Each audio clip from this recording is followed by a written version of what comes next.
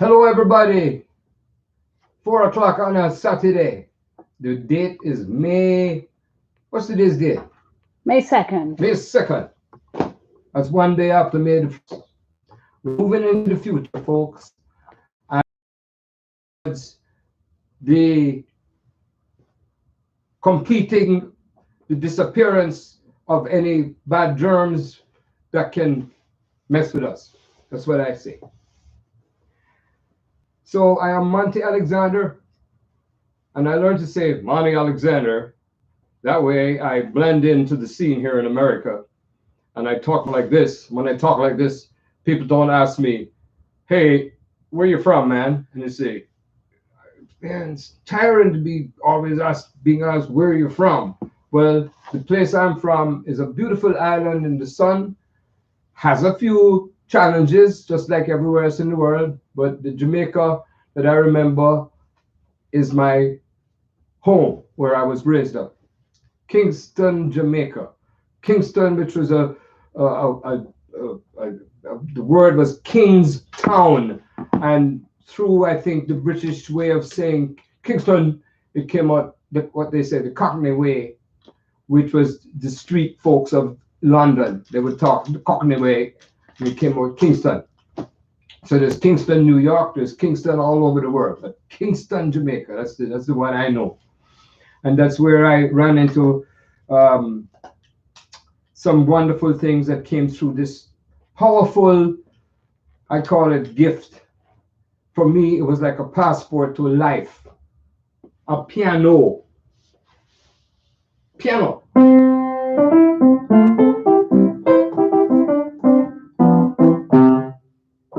Piano. There's a guy who came up with, I had a little, we call it condensed milk, the tin, and you tie a string to the end of the tin, and that long string to another tin.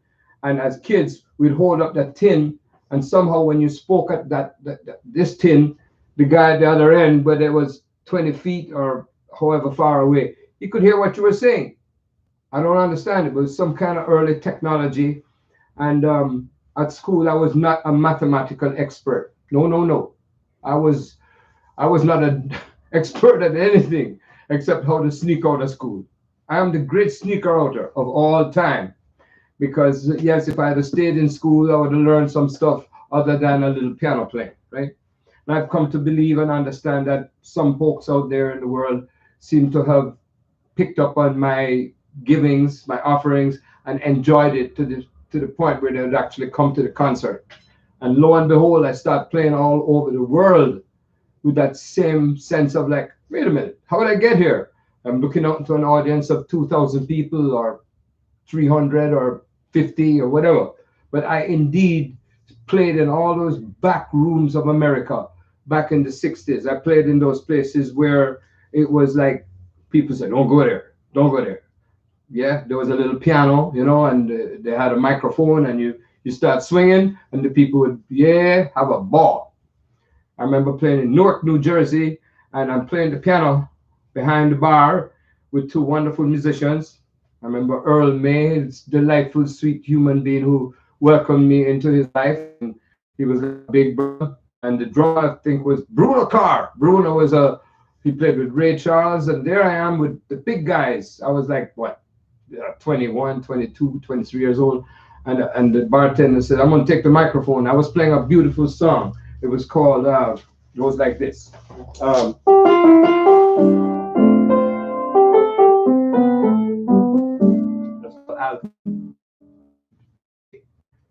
Okay, took the microphone, and I'm thinking, what do you take the microphone for? And there was a woman at the bar, and she had her curlers on, hair curlers. And by this place is 99% people of the African American community in Newark, New Jersey. And the lady had on these curlers, and she was like, she just left home, right? And she was hanging out at the Key Club, I remember. And she started singing, and I was playing it, and I'm into my Alfie song. And all of a sudden, the next time I came to the top of the song, I heard, what's it all about, Alfie? Man, who's that lady with the curlers that she's singing? Folks, it was Sarah Vaughan.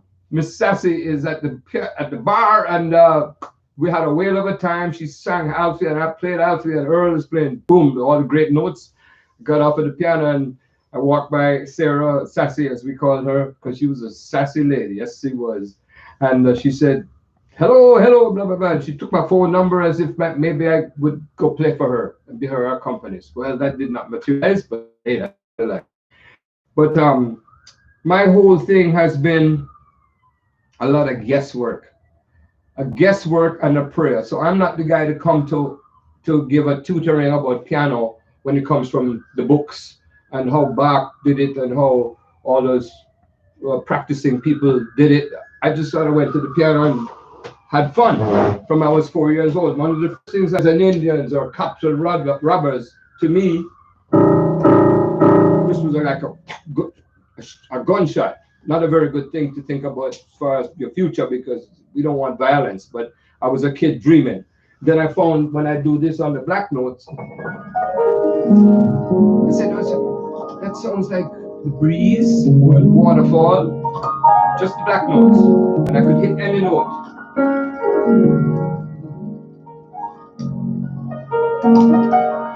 This is the wind. Like I go to the movies and I'd hear this in the background. But the wind gets fierce and starts scaring you. About that time I'd get the goosebumps. So, oh man, this is scary. Oh, and then I said, no, I'm gonna go back to it. So this became a source of how to express myself in some ways, and I was just fascinated, and I learned to play. I remember every Christmas you hear Bing Crosby singing. I'm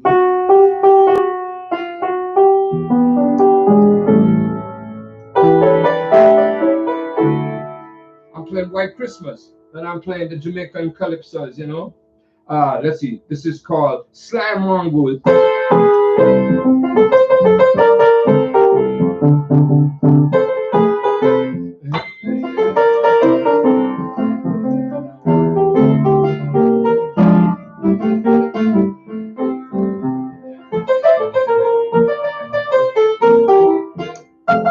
So when I do that, I go right to that place called Old Time Calypso in Jamaica, because that's an authentic music that came from Africa.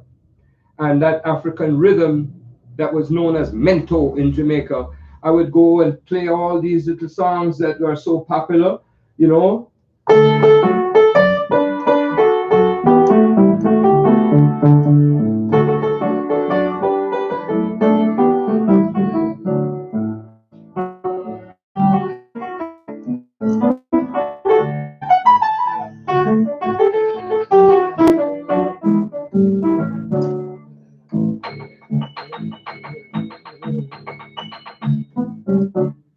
So that was rhythm.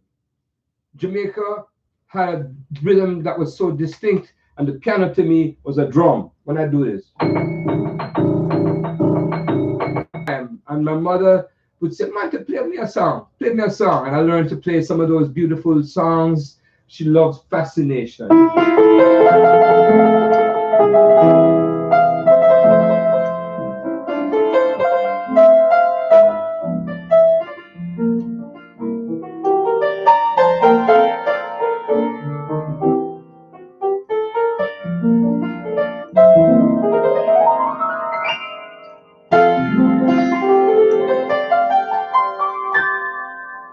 Fascination, and I would entertain the folks, and they said, Monty, play this, Monty, play that. Man, so this is a 6-year-old Monty I'm entertaining, let me tell you. And they forced me to go to the piano teacher, and I certainly did not want to go to the piano teacher because I had trouble with people telling me what I should do or should not do. I was a stubborn little guy, but I already found a smile because of this item. Now, this is a nice piano of today, made by the wonderful people, the Yamaha people, who were kind to me, and I play Yamahas all over the world. I played all the great pianos, the Bosendorfers, the Steinways, and they're all great. Yamaha is something I have here so I can enjoy the music every now and then. So all I can say is it's been quite a ride, and we're still riding. Right now we have this lockdown, and no concerts. Musicians are figuring out how to keep going, to keep active, and to even find ways to get income. And I haven't gotten into that, but I know sooner or later, well, how are we going to do this thing? Well, I'm a professional musician. I started my first job getting paid. I was 14 years old in Jamaica.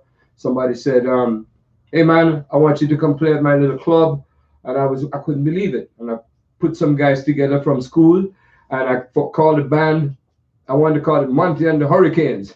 Came out Monty and the Cyclones, and I made some recordings in Kingston, Jamaica. It went on the hit parade. Now this is before the hard reggae rhythms come in with the groove. I was at school and I would play the songs of Little Richard and from Fats Domino. Let's see.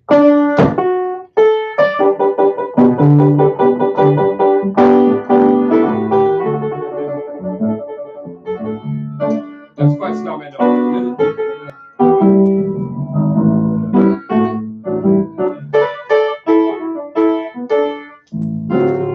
Okay, I found my thrill on Blueberry Hill, New Orleans. Louis Armstrong, who was my #1 hero, had the record at home of Pops, and he said, "I found my thrill on Blueberry Hill." So I go to the piano and make up all this stuff, right? Whether it was Louis Armstrong, Fats Domino, Little Richard, you know. Are you seeing?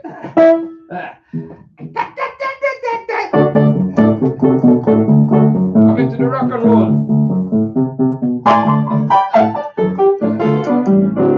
Okay, so I'm getting into all the rhythms, right? But one of the things that was easy on the black keys was to do this. Blues. Blues all over the world. That's called boogie woogie, easy boogie woogie. And I took that and I just had a piece of a time. And I go to another key and I say, what key? Let's start any note. B flat. That's called B flat. And I say, all right, a little faster, Monty. Hey, hey, hey, hey, hey, hey. Da, da, dee, doo, dee, dee, doo, doo.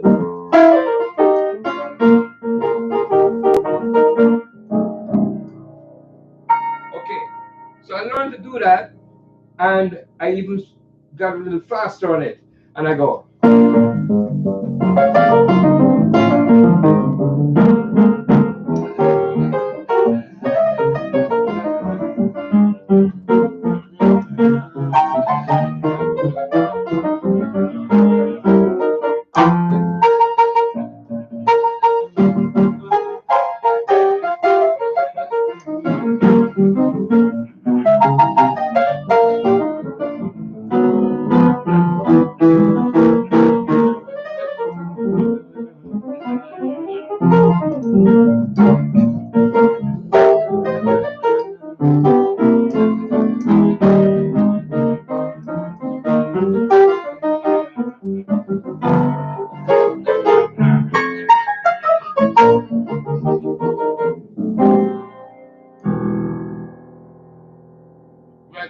I didn't know that much at that time.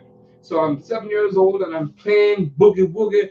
And when they started to record music in the Jamaican studios, I would sneak out of school so I could do this thing called piano playing and be a part of the band. The guys who were already playing the sessions, playing blues because they all love jazz. And I was right in there and we started playing this thing called ska. And ska was just a word to reflect on the after beat. When you go ska, ska, ska, ska, ska, ska, ska, ska, and that became a word. But then the Jamaican put a different groove on it and put the backbeat on the bass drum and a whole different attitude that was not far from what we call the mento, the calypso. And for example, you'd hear something like this. A whole different attitude came on. This is the early parts of ska. But then you get this kind of ska.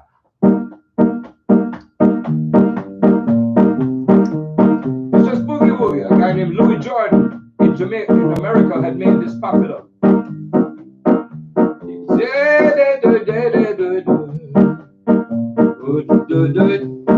Okay,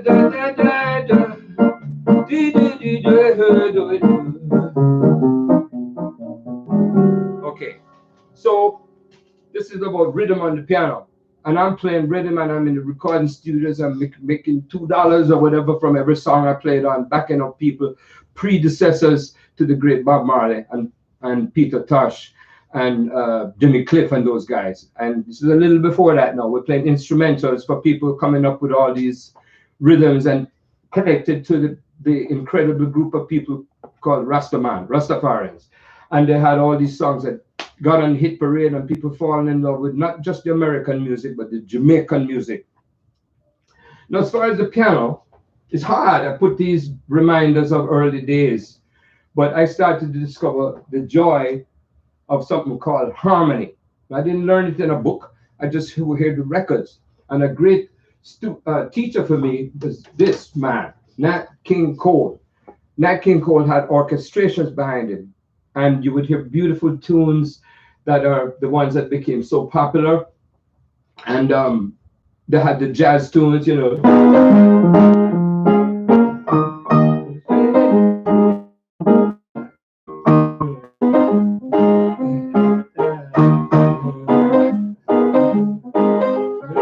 I'm looking to a buzzard for a ride in the air.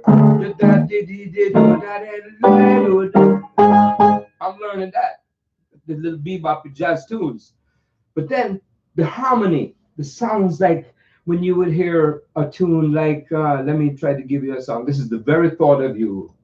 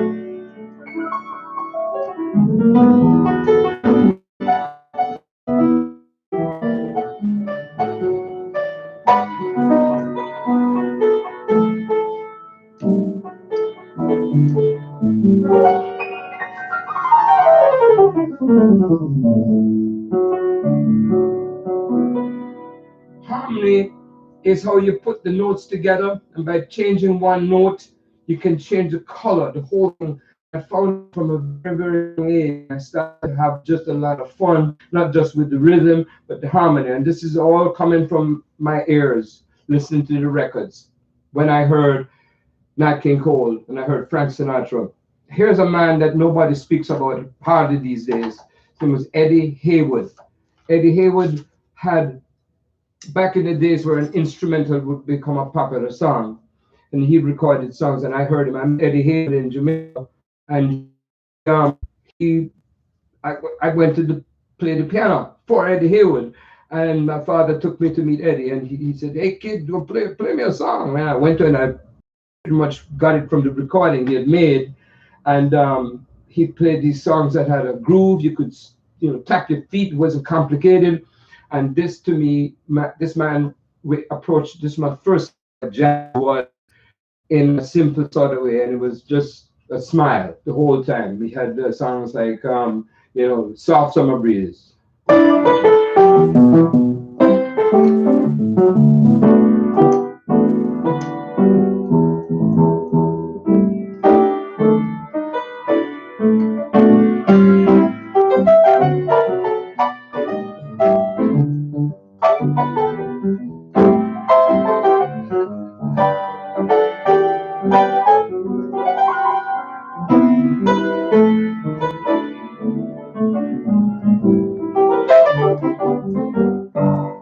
That's called Soft Summer Breeze. So I played it for Eddie Haywood, and he said, "Man, that's a great kid." He comes all the way to Jamaica to play a concert, and he runs into this kid. I must have been, I don't know, 10 or 11.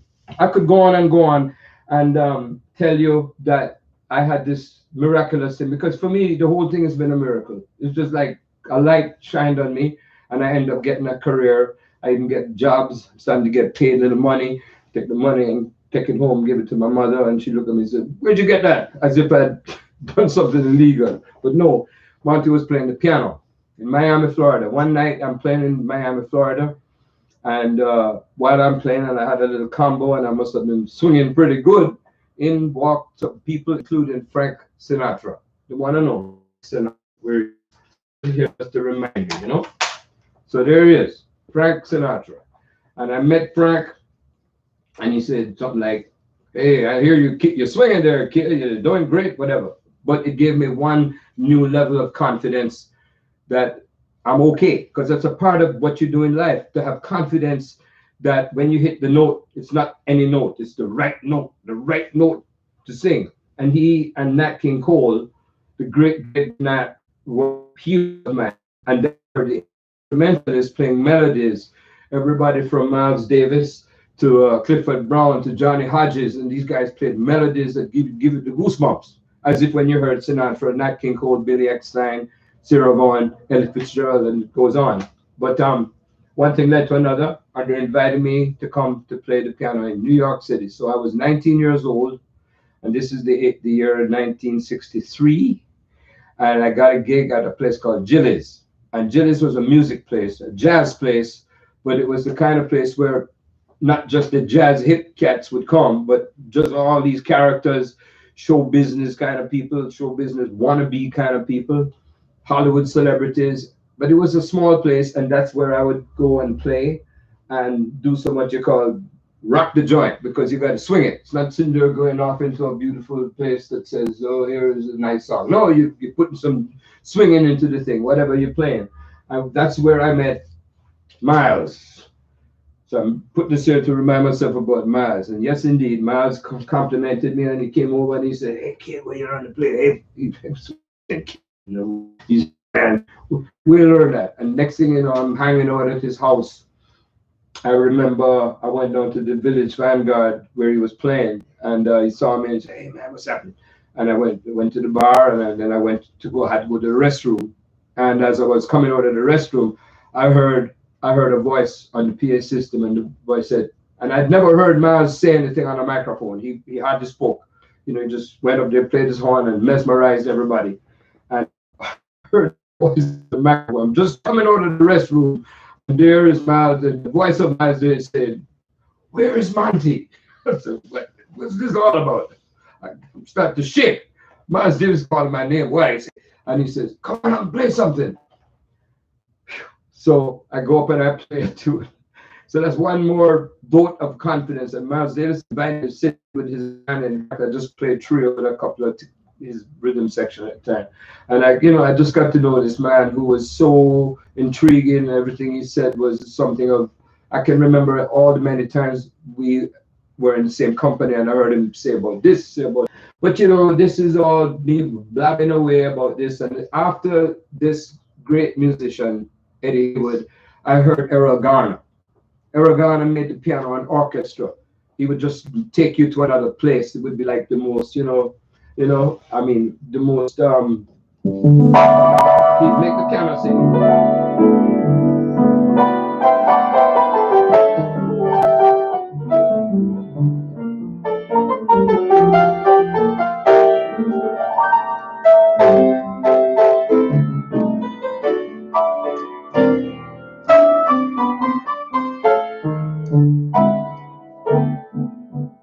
He had a way of just playing like that. It was a rhythm guitar of the Count Basie band, Freddie Green.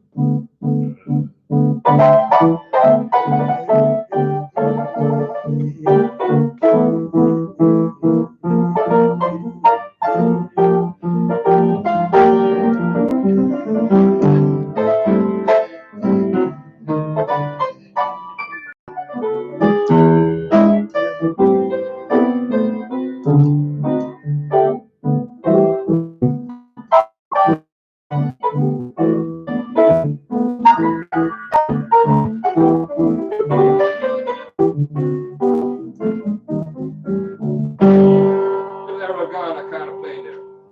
Eddie Haywood, Errol Garner, And then I met Oscar Peterson. This man owned the piano. He's like he swallowed it, spit it out, and he played anything he wanted. And I heard like it was classical kind of sound.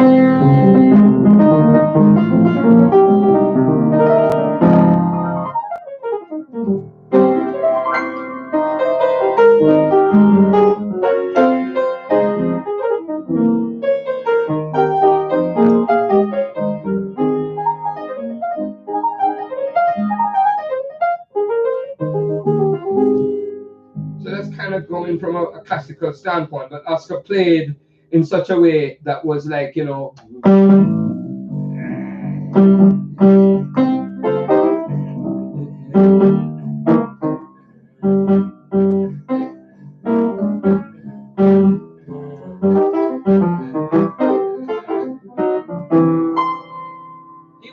he would play like he was a man all by himself. I met Oscar Peterson, a man who was originally, his family was originally from Barbados. I think the other island was St. Kitts. And he was just very kind to me. And during that time, I met this other man that while you had these great piano players and they played this incredible thing here, and then you had Oscar Peterson here, he was over here with it. But then I met these other musicians that kind of came from here. And the one that did that the most was Mr. Ahmad Jamal. When Mr. Ahmad Jamal played, he didn't just play here, and that was incredible, or he didn't just play there, he was playing here. The whole world of whatever he wanted to play. So Ahmad Jamal is a magician of music. He, of course, Duke Ellington was a great inspiration as well. And then, I mean, all these people combined together to give me a love of music, help me because we all need, what do you call it, inspiration and influences. And my piano practicing regimen, asked somebody, I said, what do you do how do you practice? Well, I didn't really practice that much, but I started to play a lot in the late 60s and the 70s. I had a wonderful combo of musicians. First of all, Eugene Wright, who played with Dave Brubeck. I had a great drummer named Bobby Durham. And we were burning hard when we played. There's quite a few albums to demonstrate. I met through the great Ray Brown. I met John Clayton, wonderful bassist. John introduced me to his friend from school, Jeff Hamilton, and we played all over. It was like about 3 years of music of being together, but it felt like it was just like how all that happened in that short time. So there was a chemistry between me and my way of leading a band, and it was about friendship on the bandstand. The friendship came through the music, the mutual appreciation, and I valued them very highly. John is a concert master, bowing bass player, and he comes out of the swinging tradition started by Jimmy Blanton with Duke Ellington, and then of course Ray Brown himself. And then his colleague Jeff Hamilton was like the living embodiment of all of the drummers from Buddy Rich to Louis Bellson right on to the modern guys.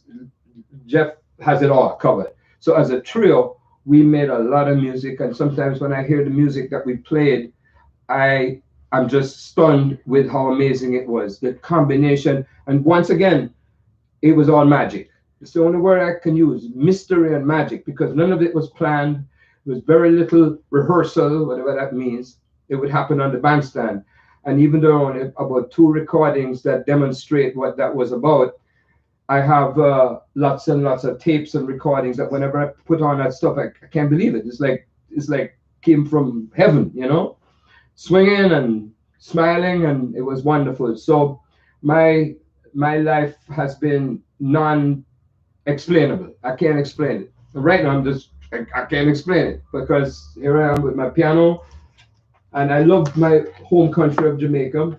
It was in the later years that Bob Marley came along, and Bob was about the greatest of the spokespersons for this philosophy that had to do with self-respect.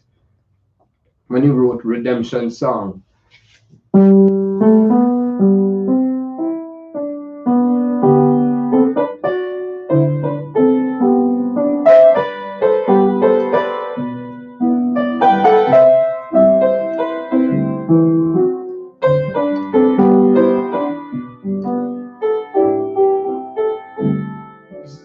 it has to do with the struggle of people coming from Africa against their will, when the people who took people against their will and put them in the slave ship and carried them to the Americas, whether it was America or the West Indies or to South America. And Bob wrote this beautiful talk about need for emancipation as we see it struggling along to improve.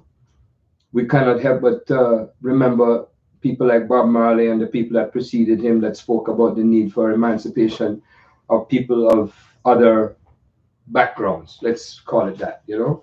So my world is all about trying to bring a smile and harmony that would make us feel a little better about life.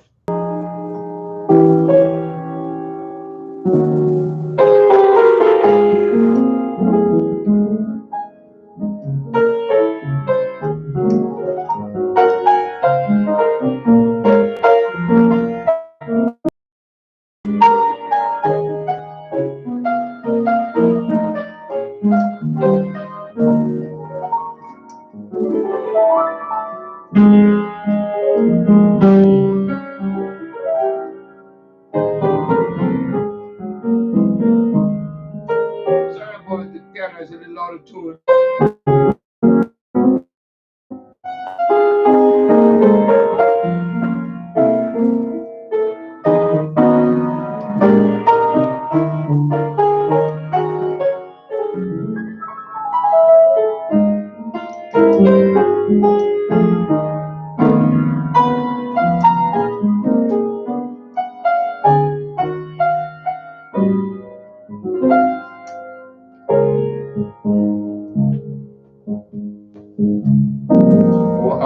I won't continue. But the main thing is beautiful songs like that, which we don't hear that much about anymore.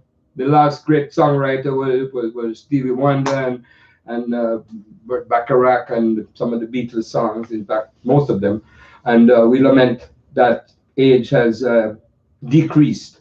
But the piano is my passport to the world, folks. And if I go there and I come with a good attitude, I tell you, the walls shake, and it's still a ball to play and to share whatever I can share with you. But the stories of being with great musicians, I have endless memories of the musicians I played with: Sam Jones, Paul Chambers, Ray Brown. In terms of the bass, that is a big part of how this music goes. And then all these terrific musicians from all persuasions. I love the guys who play the country westerns.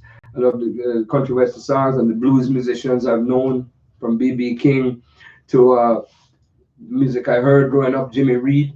I'm going to sign off now because I believe talking too long might bore some people, and it's nice to think that some of you are still listening to my blabber. And I'll sign off now and say, be careful, stay safe, and keep your hand away from your face. Not easy, right? And be wise, be vigilant, and a little piano if you have one, make up a song,